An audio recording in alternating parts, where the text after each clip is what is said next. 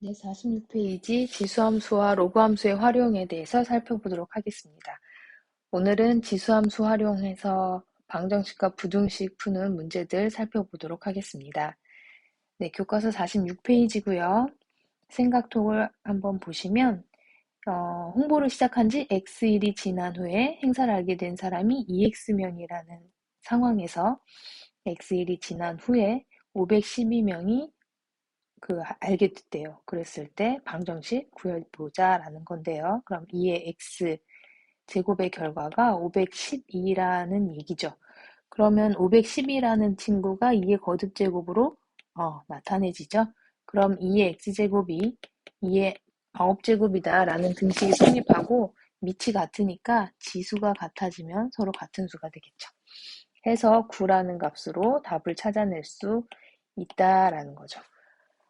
이런 형태의 풀이를 하는 것이 바로 지수에 미지수가 있는 방정식, 지수 방정식입니다. 방정식 2의 x제곱은 4와 같이 지수에 미지수가 있는 방정식은 다음 성질을 이용해서 해결할 수 있죠. 네, 이 방정식에서 지수 방정식의 형태가 성립하려면 밑에 해당하는 이러한 성질이 만족해야 됩니다. 그런 상황에서는 여기 지금 프린트가 잘못됐는데 밑을 맞춰줘서 표현을 하죠. 그래서 왼쪽에도 밑이 A인 상태로 지수가 표현되고 오른쪽에도 밑이 A인 상태로 지수가 표현되었을 때 밑이 같으므로 지수가 같아져야 된다 라는 성질에 의해서 지수가 같아지는 것에 의해 방정식을 해결할 수 있다라는 내용입니다. 예제 1번을 살펴보도록 하죠. 예제 1번과 같이 왼쪽에는 밑이 5인 지수 형태로 표현되어 있습니다. 오른쪽도 그렇게 만들어 봐야 되겠죠. 125는 5의 세제곱이고 분의 1인 상황이니까 5의 마이너스 세제곱으로 표현할 수 있으므로 5의 x제곱은 5의 마이너스 3제곱이다. 그러므로 지수끼리 같아져야 된다라는 결론으로 x값 찾아주시면 됩니다. 네. 오른쪽도 살펴보죠. 오른쪽은 밑이 3분의 1로 되어 있으니까 3분의 1로 맞춰보죠. 3으로 맞춰도 되고요. 3분의 1로도 맞출 수 있겠죠. 3분의 1로 표현했을 때 41이라는 것은 마이너스 4제곱이겠죠. 그러니까 이렇게 표현이 될 거고요. 그럼 3분의 1의 2x제곱과 3분의 1의 4x 마이너스 8제곱 밑이 같아졌는데 그럼 지수도 같아야겠죠? 해서 2x는 8이 되어야 되는 상황, x는 4가 돼줘야 되겠죠? 이렇게 해서 x값을 찾아보자 라는 얘기입니다. 네, 이번에는 지수에 미지수가 있는 부등식에 대해서 살펴보도록 할 건데요. 지수의 부등식입니다. 이제 부등호가 들어있기 때문에 그래프 입장에서 좀 살펴볼 필요가 있는데요. 네, 그러면 첫 번째 형태를 살펴보도록 하죠. 이렇게 그래프의 종류가 밑에 범위에 따라 달라지기 때문에 두 가지 종류로 나눠서 표현했습니다. A의 x1제곱, A의 x2제곱 이렇게 정리했는데 오른쪽이 더 크다라는 형태의 부등식이 나와 있어요. 그런데 이때 우리는 A가 1보다 큰 상황이라면 이러한 그래프가 그려진 상황을 의미하겠죠. 그래서 x1에 대한 함수값 A의 x1, x2에 대한 함수값 A의 x2.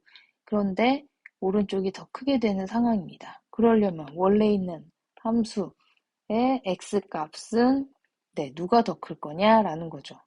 이것은 증가함수에 해당하는 상황이기 때문에 그대로 x1, x2 있을 때 오른쪽이 더 크다라는 거 확인할 수 있습니다. 네, 0과 1 사이에 밑을 가진 경우라면 어떻게 표현되겠냐? 여기도 이 밑이 잘못 표현되어 있는데 이 형태로 표현했을 때 x의 원제곱과 x의 투제곱이 있을 때 오른쪽이 더 커요. 그러면 일단 감소함수이기 때문에 함수값이 더 큰 쪽에 대한 x값을 찾아보시면 현상이 더 반대로 나타나겠죠. 큰 쪽에 대한 함수값이 왼쪽에 있어서 작아져요. 부등호 방향이 바뀐다라는 얘기입니다. 밑을 같게 만들어 주시고 문제를 비교하시는 거예요.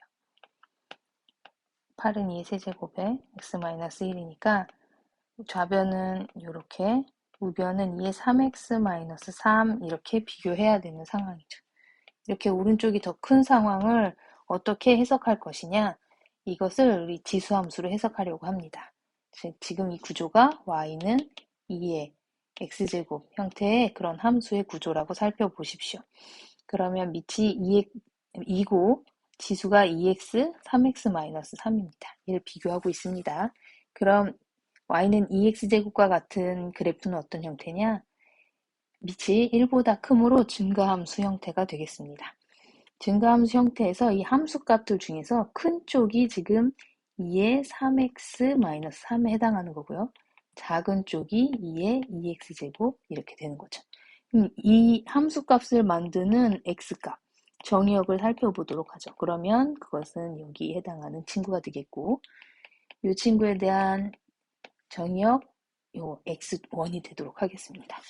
그러니까 함수값이 큰 쪽에 대해서 찾아갔던 x값이 큰 쪽이 더 크더라. 그 크기가 유지되는 것이죠. 그래서 밑이 1보다 크게 됐을 때는 지수의 값의 크기도 큰 쪽이 더 크게 됩니다. 네, 그렇게 해서 지수에 의한 지수의 1차 방정식이 지금 생기게 되죠. 이것을 풀어주시면 됩니다. 이항하시면 x고 이항하시면 3이고 x가 3보다 크다 라는 결론이 나오게 되는 것이죠. 이런 식으로 문제를 해결하는 것입니다. 그러므로 밑을 맞춰주시고 지수의 부등호가 어느 쪽으로 갈 것인가를 파악하시면 됩니다. 여기 교과서 파일을 받았는데 이게 잘못 나와 있었죠. 밑을 똑같이 맞추시고요. 그때 조작한 지수의 형태가 이렇게 있을 때 1보다 큰 친구면 지수가 큰 쪽이 더 크고 0과 1 사이에 있을 때는 지수가 큰 쪽이 작아지는 역전 현상이 일어나고 있죠. 그런 식으로 찾아주시면 됩니다. 이제 2번도 같이 해석을 해보도록 할까요? 네, 이 친구는 밑을 5분의 1로 맞춰볼게요. 오른쪽 그래프 활용할 수 있도록. 그럼 5분의 1에 3x제곱이죠. 5분의 1에 제곱이니까 2x-4 이렇게 변형됩니다. 그럼 우리가 살펴볼 그래프는 밑이 똑같이 5분의 1이니까 5분의 1의 x제곱 형태 그래프, 오른쪽에 나와 있는 이 그래프를 이용할 것이고요. 지금 함수값으로 나와 있는 이 두 친구 중에 더 큰 친구가 얘죠? 더 큰 친구가 여기 이 위치에 있는 친구, 위에 있는 값이죠. 5분의 1에 3의 x라고 잡고, 더 작은 친구는 아래쪽에 있을 5분의 1에 2x-4라고 잡아봅시다. 그 친구들을 만들어주는 x값, 그러니까 정의역의 이 값, 그것을 찾아가 보시면 이 위치, 지수 3x에 해당하는 그 위치가 여기 있는 친구고 이 친구를 만들어주는 x값이 바로 2x-4입니다. 수직선 위에서 누가 더 오른쪽에 있느냐? 2x-4가 더 오른쪽에 있으므로 더 큽니다. 여기 등호도 있으니까 같을 수도 있겠죠. 그러니까 봤을 때 함수값 자체가 작은 쪽에 지수값이 더 커지는 현상이 일어나죠. 3x는 2x-4보다 작거나 같다. 등호가 있으니까 지수도 같은 등호가 있을 수 있겠죠.